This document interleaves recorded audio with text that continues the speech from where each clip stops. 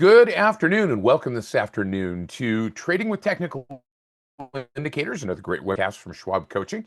My name is Ben Watson. I'm an education coach and senior manager here at Charles Schwab, and I'm joined out there in the chat by my good friend Barb Armstrong. Barb is a 20-plus year veteran in the financial markets with an interesting story to get to where she is, which is always a good conversation to have. But we're glad to have Barb out there helping to answer the questions out there in the chat. For those of you that are watching in the live version, that is your part of the conversation. For those of you that are watching this in the recorded version, leave us a comment in the comment section and we will respond to those as quickly as we can. So I'm stepping in to fill in for this particular webcast today.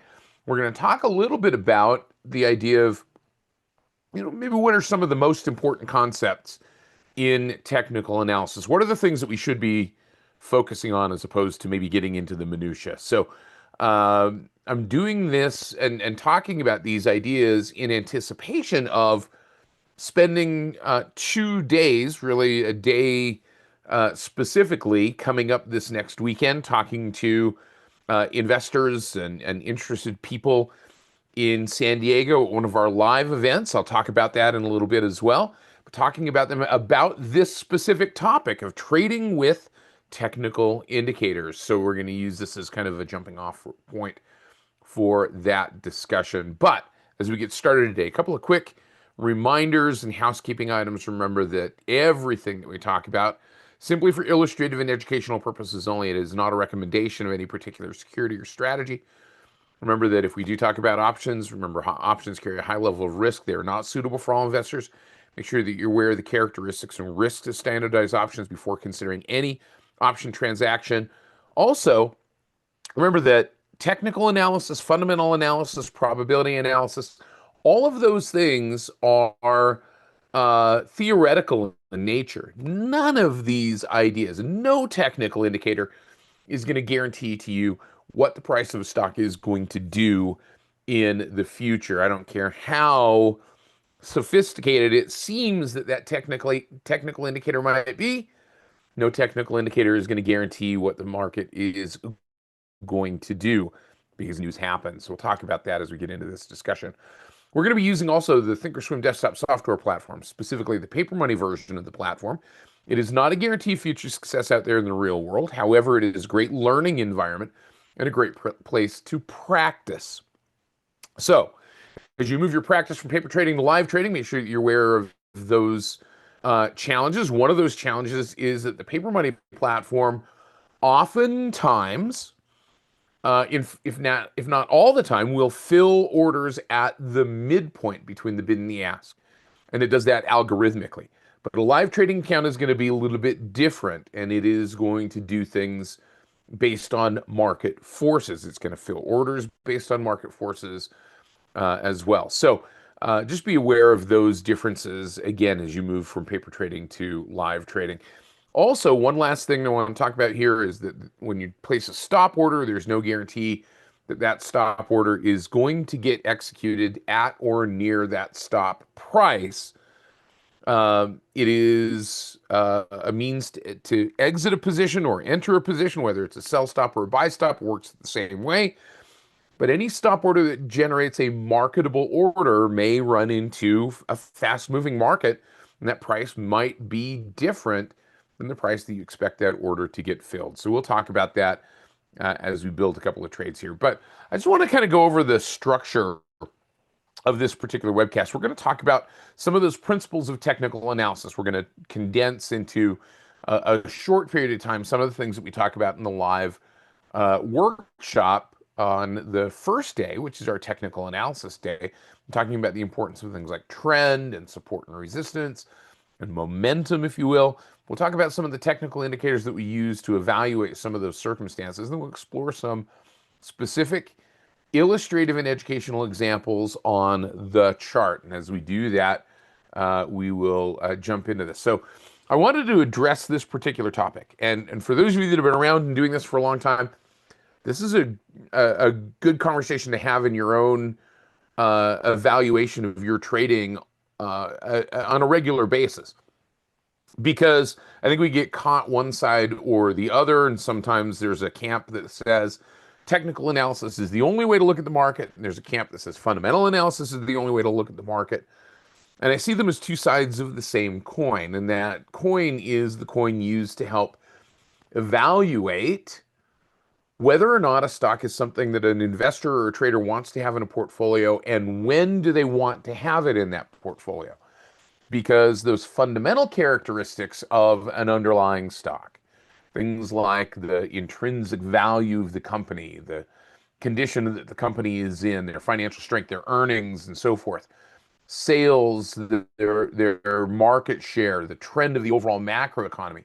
All of those things are absolutely important to pay attention to. And I'm by no means, when we talk about technical analysis, dismissing those ideas. But the challenge is that some traders and investors view those fundamental characteristics as somehow more truthful, if you will, and more real and just simply because they're quantifiable, relative to something like technical analysis, what the price of the stock is doing. And so they're, like I said, two sides of the same coin. And you can have a company that has great fundamentals that has a terrible stock price and it's not performing well. And you can have a company, and we see this quite often, that has terrible fundamentals and has a stellar stock price. So which one is right? Which one is correct? Which one is more truthful? Because you can make the argument that the price of the stock is what the market is willing to bear. Now, obviously, that assumes no nefarious intent on the part of the underlying company or anything else. But generally, because these are two sides of the same coin, the idea of fundamental analysis and technical analysis, perhaps the best synthesis of these two ideas is to try to find a stock that is fundamentally sound and has technical analysis characteristics that make it an opportune or perhaps a prudent time to enter or exit the position. The joke that I tell on stage quite often is this. You have a fundamental analyst and a technical analyst, and they are arguing in a bar. And they happen to get into a shoving match, and they shove one another hard enough that it bumps into a server that's walking by with a knife. The knife falls and it stabs the fundamental analyst in the foot, stabs his foot to the ground. The technical analyst says, "Why did you do that? Why didn't you get out of the way?" And the fundamental analyst said, "Well, I saw the knife falling, but I thought it was going to turn around and go back up." So that, that's kind of illustrative of the difference in the way that technical analysts and fundamental analysts view the market. Fundamental analysts hope springs eternal, that the price of the stock is going to turn around because it's going to get recognized that it is undervalued. Technical analysts hope springs eternal, that regardless of what the company's fundamentals are, the price is going to keep going up. So that's where we get to where we are. So let's pop over here to the Thinkorswim platform. Let's take a look. I've got a couple of examples here, and I wanted to kind of bring this into the mix. And one of the areas of the market that has been performing recently is the petroleum space, the energy space. But it's had its challenges, right? And, as we start to look at this from that standpoint, the energy sector and some parts of the energy sector have performed very well, even though the oil price has been particularly high. And some areas of the energy space have been performing poorly from a price standpoint. If we think about the base case of why do investors buy stocks, they buy stocks generally, dividends are one reason and other things, but one of the primary reasons is for stock price appreciation. So over the course of the last couple of months, a company like Occidental Petroleum, Oxy is the symbol, has not really seen a lot of price appreciation. They've gone from about the 52 range to about the 60 range, but they've kind of been stuck in that sideways range as oil prices have been going significantly higher. And so that's where traders, first of all, start to think about this and say, well, wait a second. Oil prices are a lot higher, so why isn't Occidental Petroleum making money just hand over fist. Why isn't the price of the stock going up? And so from a fundamental standpoint, they might be making money. But from a price standpoint, from a technical analysis standpoint, the reality of the situation is that they've kind of been going sideways. One of the techniques that I talk about in our technical analysis class when we present that live is I ask participants in the audience to take their hand and hold it up like this and use their left thumb and put their left thumb, I'll just put it right here, put their left thumb over the name of the stock that's on the screen on their computer and take all of the fundamental narrative, take all of the news narrative out of the equation, and just simply look at the trend of the stock.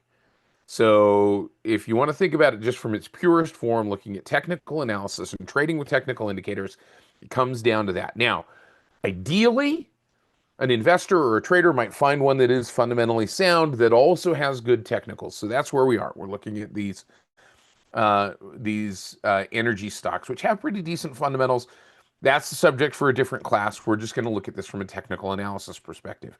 So the first and core prospect of this is the idea that price moves in a trend. It is not just random. And of course, if we can make a couple of different arguments about that, but if I were to look at a 3-year weekly chart, I can see that this stock, like others, has moved in a trend. It's gone down, it's gone sideways, and it's gone up.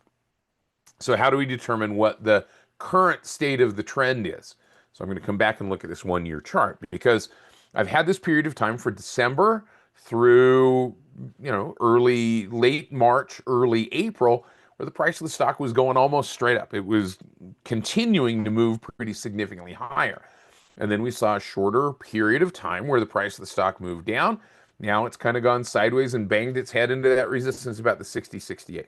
So one of the easiest ways that we approach this is from that standpoint of what is the trend and how can we define that trend? So if a trend is defined as higher highs and higher lows, or lower highs and lower lows, or similar highs and similar lows, we can express that mathematically by the use of something like a moving average. Now, here's where I'm sure many of you are going to argue with me, which is just fine, and I'll have that argument with you all you want. In fact, I'd love to have that argument with you on social media, at Ben Watson CS on X, or at Ben Watson CS over on LinkedIn. Barb's over there as well. She's on X, and I believe on LinkedIn now as well. But if you want to have that conversation with me, I'd love to have that conversation with you. That if we can just use something like a simple moving average to define the trend, that's probably better than not doing anything at all.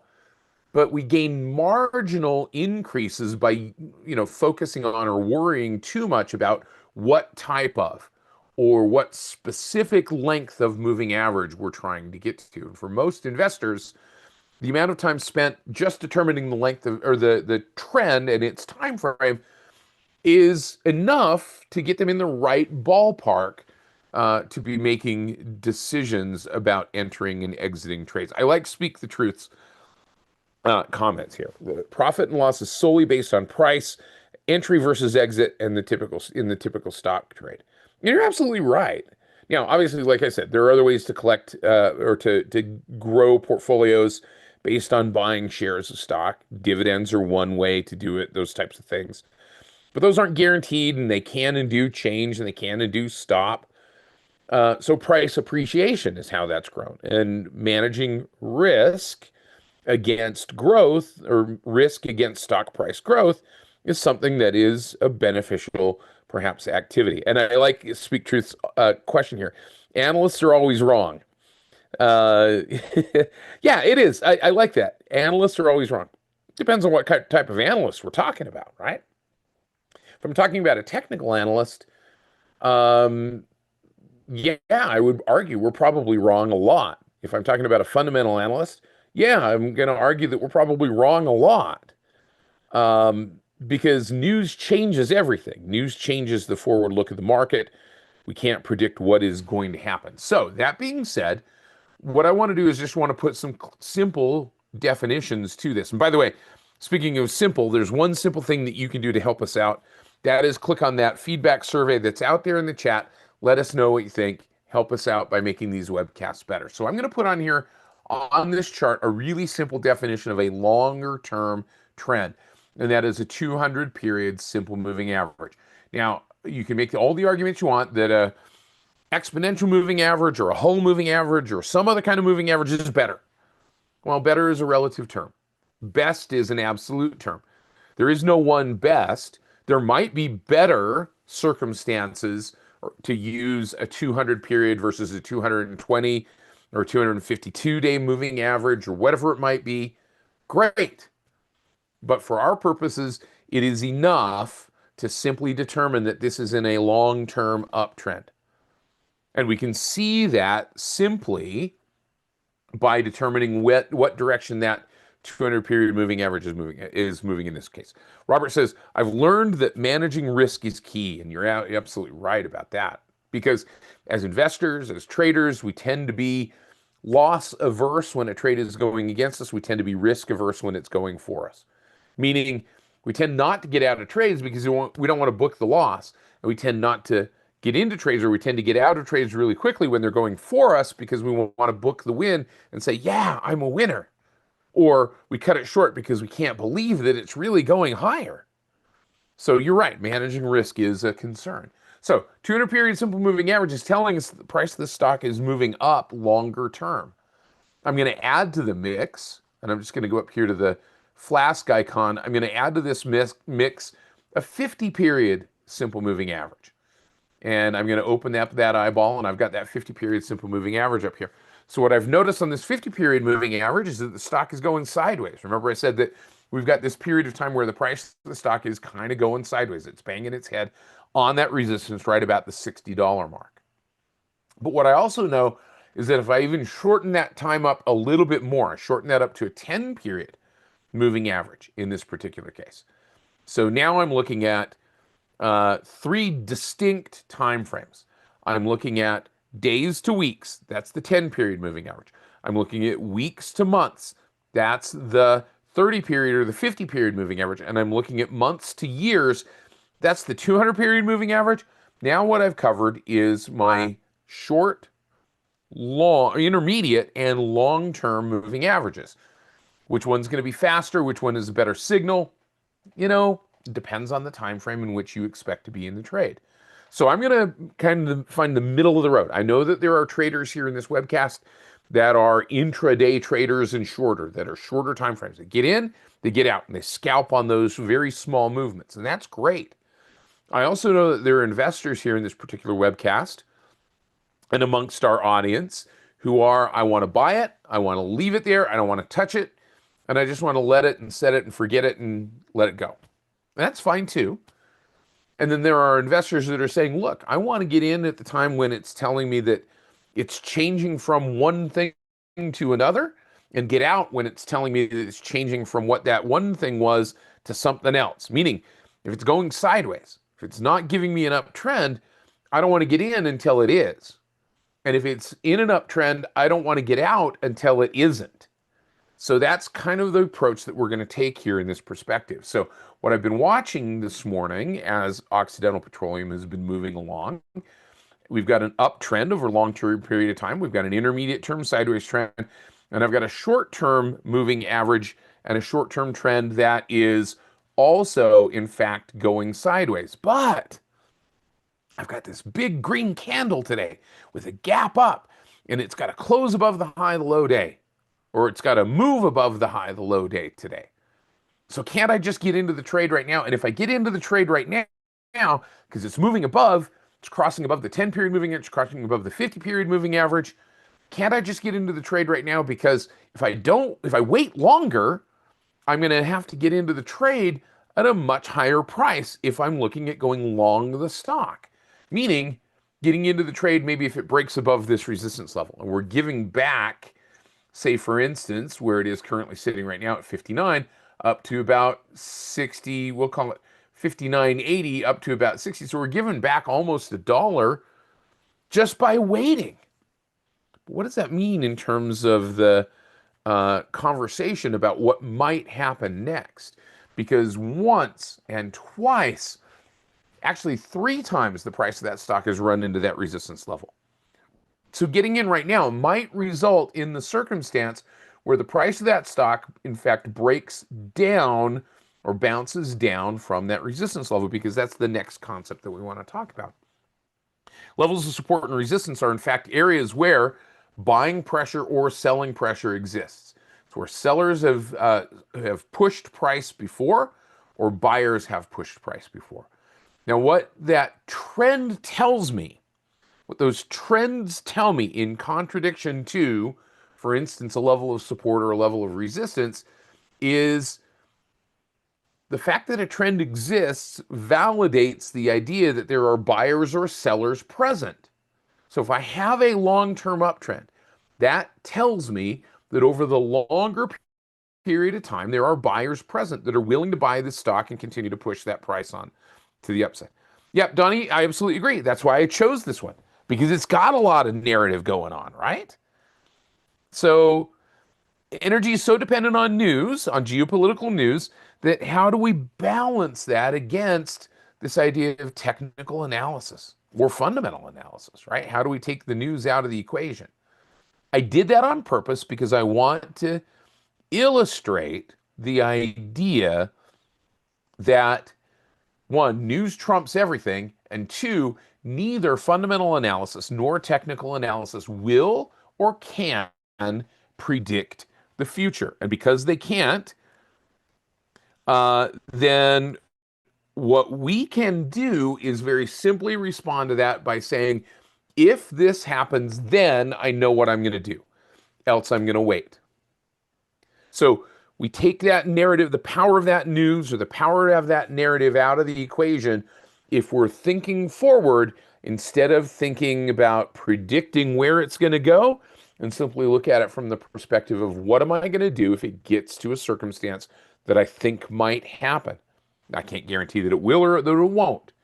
But if we keep that if this, then that mindset in place, then that allows us to take advantage of those circumstances, which also goes back to the idea of why we're not going to enter this example right now. We're going to wait, and we're going to put on a literal definition of an if this, then that statement here. So as we start to look at this, we're going to define what that if this, then that statement looks like. So let's do this really quickly. I'm going to fire that off. So now we've got kind of that next idea, the momentum behind this movement. And candlesticks are a way in which we can evaluate that momentum.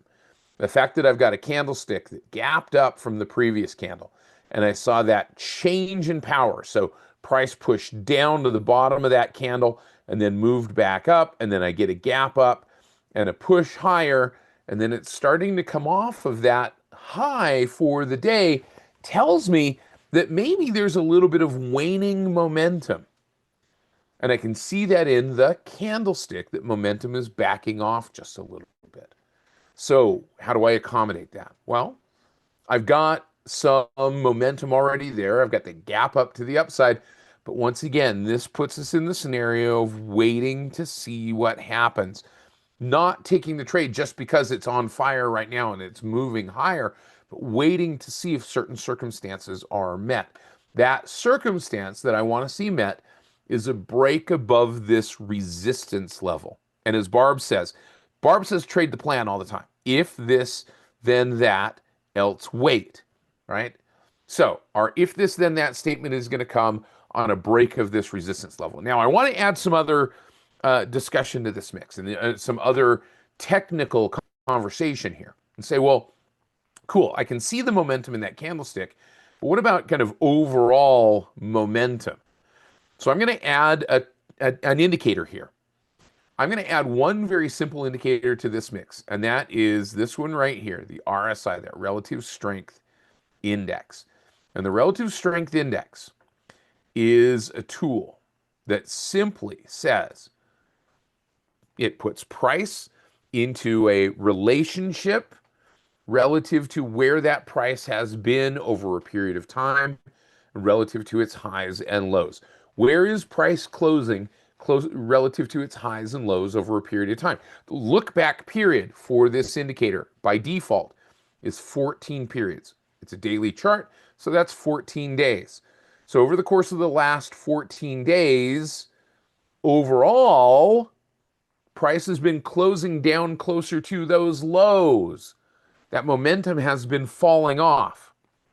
But what I'm also noticing is in the intermediate time frame, a little bit less than 14 days or so, that momentum has been starting to increase. And in that short-term time frame, as that RSI has started to tick back up, it is increasing. So we're starting to get closer to those highs. Most, if not all, of this change right here, from this low to this high, which is not necessarily a higher high yet, but from that point to that point, is simply coming on the heels of this candle gapping up and being up near the highs. But you notice what's happening here. That price is backing off a little bit. We're almost to the midpoint of the day, or that candle where price is backing off from that high. So it could be very likely that we would see this RSI falling from this line. Ideally, all I've done is draw a trend line of that RSI, of those RSI highs.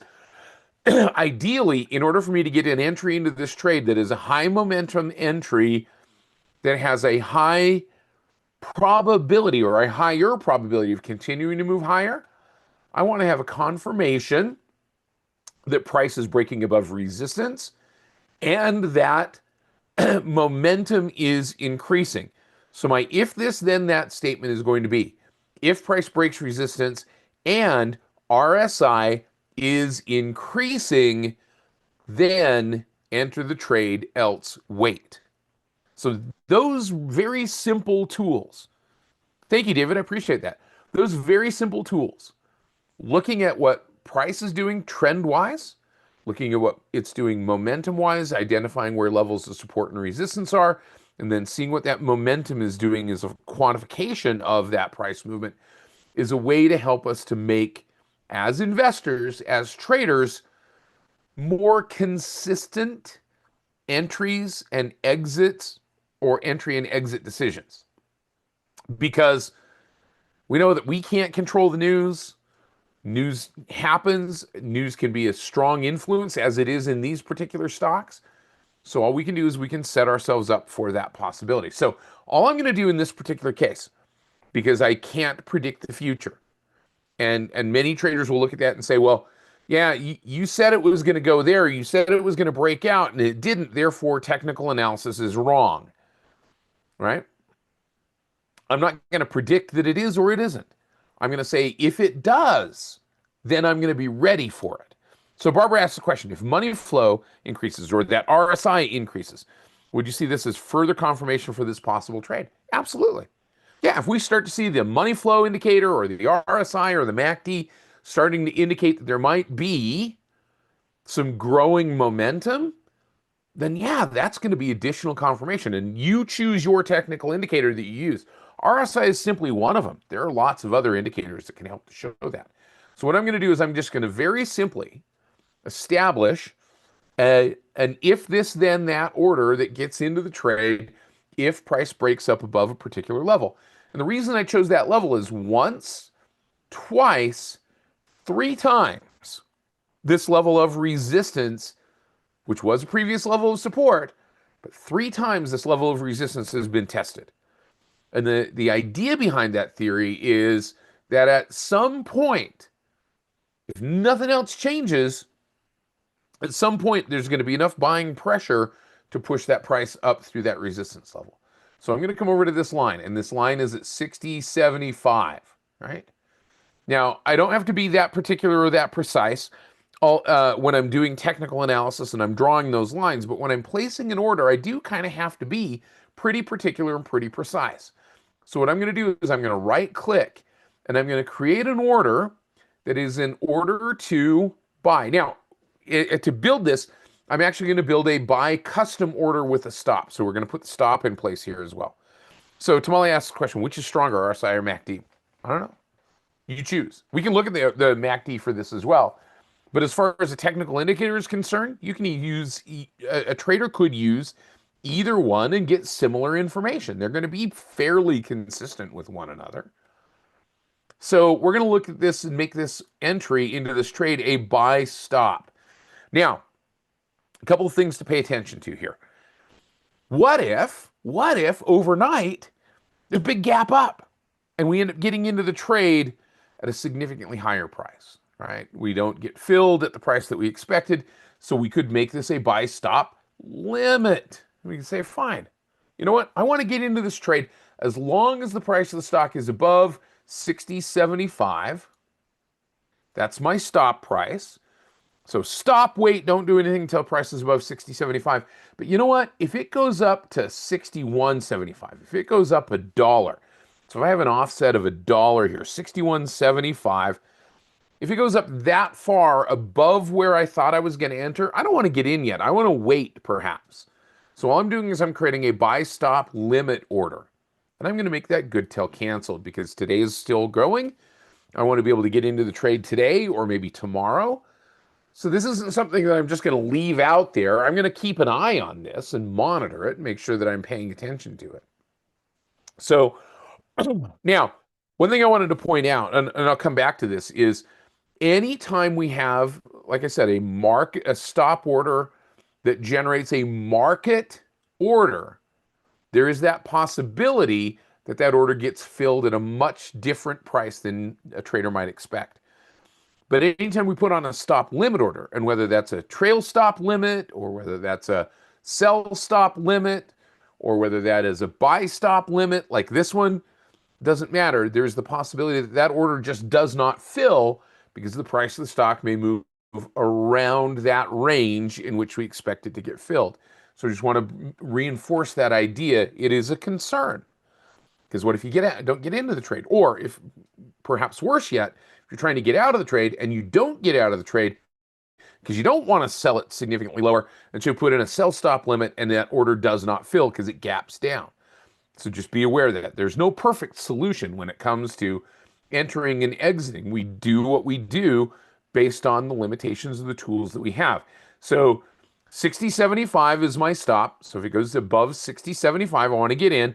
61.75 is the limit on that stop, and that's going to allow me to get in within a particular range. Now, I'm going to put a stop here. And the thing about it is that resistance that's now existing, if it gets broken, is likely to be new support.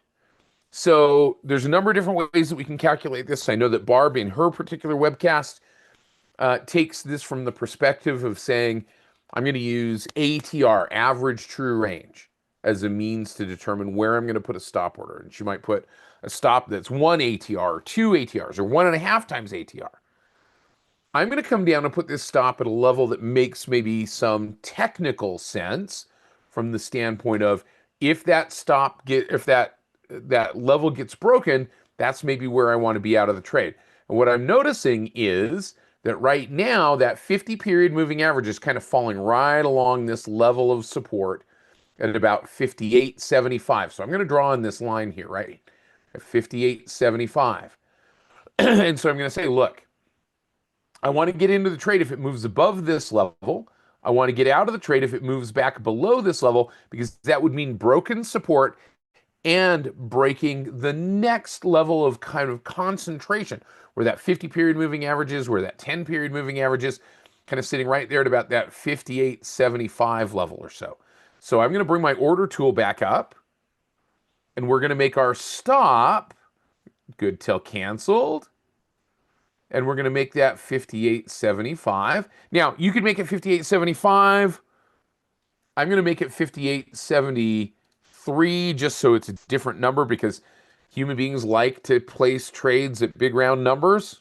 58.75 isn't a big round number, but it's a kind of common number, right? It's there oftentimes because of easy math, because it's easy for traders to calculate. And I might even put that in as a stop limit, but I'm going to leave it as a stop just for the moment. All right. So we're going to go ahead and we're going to confirm and send this order and read through this. So this is our if this then that order. Now we can add to this before we place it. We could add to this order. I'll show you how we might do that. But I just wanted to talk through this. Buying 100 shares of Oxy Petroleum at 61.75. Stop limit. It says stop, wait.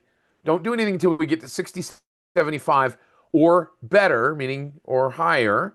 Then enter the trade. And we've got a limit on that. We're not going to get into that price if it goes more than 61.75. And then our stop order that becomes active once we are into the trade is if it goes below 58.73, then get us out of the trade. Okay, that's our stop order. And so that's how our order is coming together here. We're going to put this order out there in place, and I'm just going to put this in my market movers group just so that we can keep track of it and see where it is. Now, before I send this order off, I'm going to do one other thing. I'm going to show you how we might do this. So I'm going to come over, and we're not going to go too deep into it because we've got some additional resources that I'm going to show you, but I'm going to go to the Edit tab. And if I wanted to make some other aspect of this circumstance a contingency for this order getting filled, like the RSI being above a particular level, because right now that RSI is at 54. So if I wanted to say, well, I want to see an RSI print that is higher than that, maybe 64 or 62 or 60, can I do that as a contingency or a condition on this order getting filled? And the answer is yes. I can come right down here to this little hidden gear icon on my order line, and I can click on that hidden gear icon. You just have to hover over it and it'll show up. And then all of those other conditions are in place. Buy, so enter the trade if this price moves above 61.75 or better, but don't get into the trade if it goes above 61.75. That's my buy stop limit, if this then that statement. But we're going to add to that by saying if Occidental has a study value, which we can say edit. If it has a study value, and I'm just going to edit this study here, simple moving average, I'm going to edit that study. I'm going to say I don't want simple moving average. I just want the RSI. We'll just kind of roll down here to the RSI. LMNOPQ. There it is right there. RSI. I want that RSI value to be equal to or greater than 60. All right, and I'm going to click on save. And now I've got now this is one of the things that won't work in paper money, but it does work in a live trading account. So if the RSI is greater than or equal to 60, then that's my next condition for getting into the trade. And so if I click on save, now I've got a condition on that order. So what that means is I've got to see the break of the resistance level. I've got to see the RSI, which is an indicator of momentum, increasing from where it is. And that's going to allow me to get into the trade. That's my permission based on the technical analysis tools that I'm using to get into the trade. And I'm doing it on that if this, then that. I'm not trying to predict the future. I don't know if this is going to happen. And if it doesn't fill, I'm not that worried about it. Because then I'll come back and either find another circumstance or I'll reset up the trade. So I'm going to click on confirm and send. We're going to put this in market movers. And we'll see if this order fills.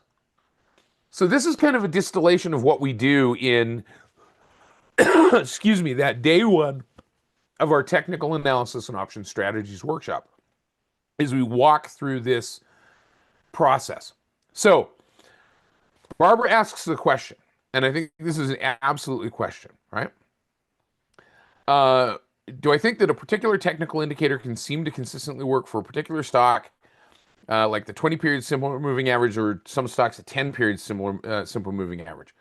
And the answer is yeah, because this is where some experimentation and not becoming so dogmatically focused on one particular technical indicator comes into play, right? Because some stocks may use a particular length of moving average as a level of support or resistance. Sometimes when a stock is going sideways, a particular length of time in a moving average may correspond with the frequency of that oscillating movement, and you might get a lot of whipsaws, right, where price is moving up and down above and below those levels. So That's where some experimentation takes place, right? That's where some experimentation takes place. So you have to be willing to try things out, try out different technical indicators or different lengths of time.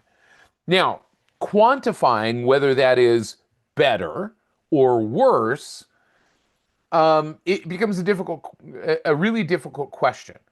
Now, unless you are a very short-term intraday trader and you are trading on swings in price movement of pennies, and you're doing that multiple times a day, the reality of this situation is getting into this trade, at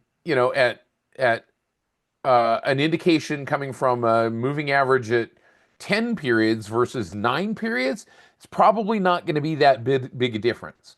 Or 30 periods versus 20 periods, or 30 periods versus 50 periods, right? A 30 period moving average versus a 50 period. That's not going to be that significant a difference.